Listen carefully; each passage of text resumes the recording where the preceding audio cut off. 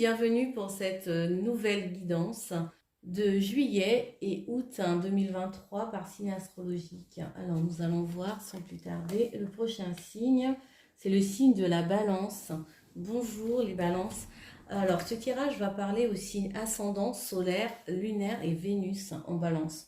Faites preuve de discernement et gardez que ce qui vous parle. Alors c'est parti, je vais prendre une première carte avec la sagesse de l'oracle pour voir quelles sont les énergies qui viennent à vous pendant ces 2 mois. Qu'est-ce qu'on a à vous dire, les Balances?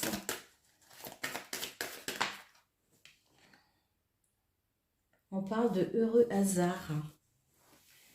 Alors, cette carte fait référence à de la chance, une bonne nouvelle, une belle surprise, voilà, quelque chose de positif, quoi, qui vous fait du bien pour ces 2 mois, même au-delà. En tout cas, vous allez avoir de la chance, vous allez vous sentir chanceux ou chanceuse. Alors, on va voir avec le Ferry le Normand quels sont d'autres messages pour vous. Sachez saisir votre chance. On me dit aussi pour vous les Balances. Il faut savoir aussi voir la chance, apercevoir, parce que des fois, on a tendance à voir que ce qui ne va pas. Et on oublie des fois qu'il y a des belles choses aussi qui viennent.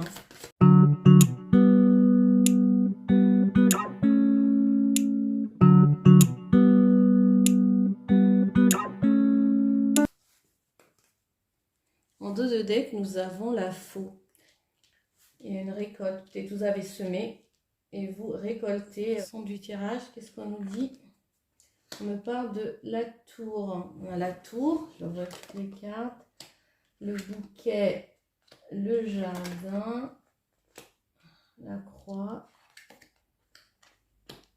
les poissons, la maison, la montagne, le renard et le livre. On me parle de reconnaissance ici face à quelque chose qui a été difficile, quelque chose que vous avez eu l'impression de traîner comme un boulet qui prend fin. Pour certains, ça me parle d'un projet indépendant, un nouveau projet qui... C'est lourd à porter. Il y a quelque chose ici de difficile à surmonter en lien avec ce projet. C'est comme s'il y a des blocages ou des limitations, comme un sentiment de ne pas avancer. Pourtant, c'est quelque chose, vous avez investi de l'argent, du temps, un projet professionnel qui a du mal peut-être à prendre de l'ampleur. Voilà, c'est ce que je ressens. C'est une structure, une société, une entreprise. Il y a quelqu'un ici qui est rusé, hein, ou soit vous faites preuve de stratégie, en fait, pour dépasser, ou bien pour découvrir ce qui est caché. Donc, vous vous renseignez pour pouvoir avoir les informations qui vous manquent. Prenez de la hauteur sur les événements. Voilà. Nous allons passer au niveau professionnel.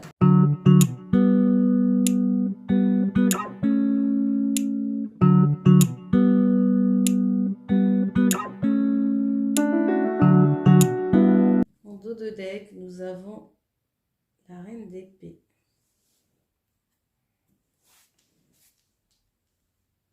Alors, la reine d'épée, c'est une énergie de communication, c'est une énergie vive, une énergie rapide.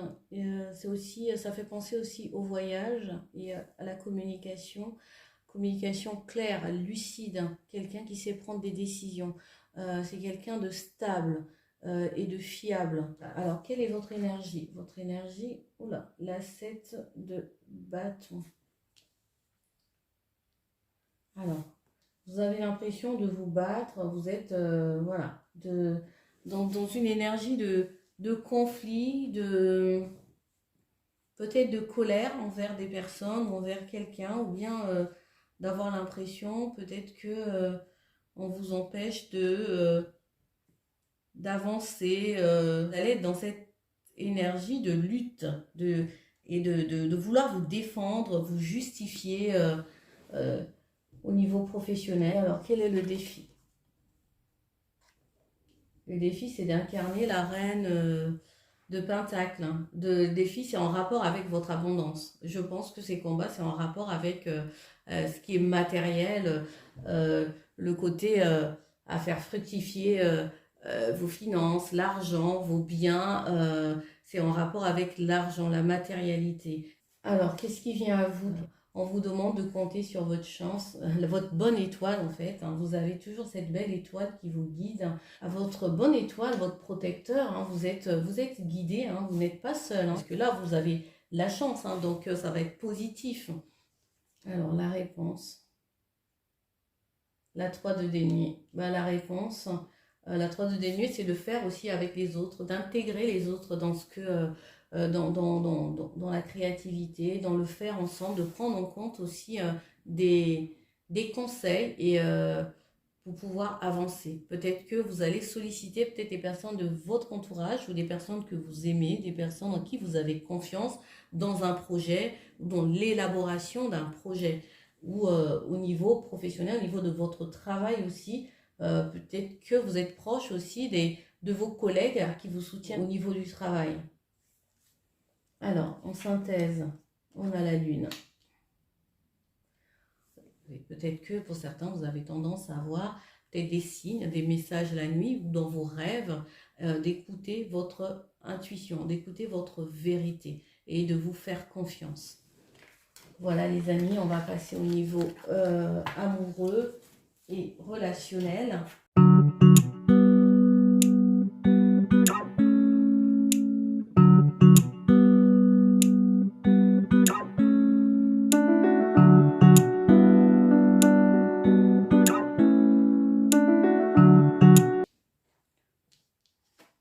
Alors, nous avons, oui, une histoire possible. Le signe de la Vierge, le Lion, le Poisson,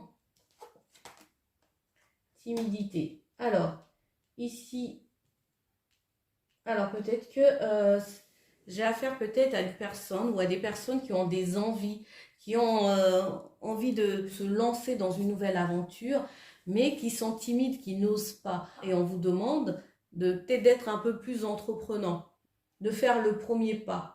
Alors, ça peut concerner une personne du signe du Poisson, de Lion ou de la Vierge, mais pas que. Ça peut être aussi une personne qui a ces caractéristiques-là, ce côté un petit peu réservé, ou quelqu'un qui est entreprenant, concret, bien dans ses baskets, stable, qui sait ce qu'il veut, qui sait où il veut aller. Et ça peut faire peur aussi, ça peut déstabiliser et du coup ça vous rend peut-être timide. Vous voyez comment est-ce que ça se décrit dans votre histoire mais pourtant vous avez envie et ce qu'on vous dit c'est d'oser, d'oser et que ce que vous pensez est possible. Cette histoire peut être possible, mais il faut vous faire confiance, il faut vous écouter. Voilà, je vais prendre un message pour vous, un autre message, des affirmations positives pour vous, pour ces 2 mois. Un message pour vous. Oh là là, ça a sauté. Je suis reconnaissant et ma gratitude attire l'abondance dans ma vie. Voilà, je vous souhaite un bel été et je vous dis à bientôt. Si ce tirage vous a parlé, n'hésitez pas de liker, abonnez-vous. À bientôt, bye.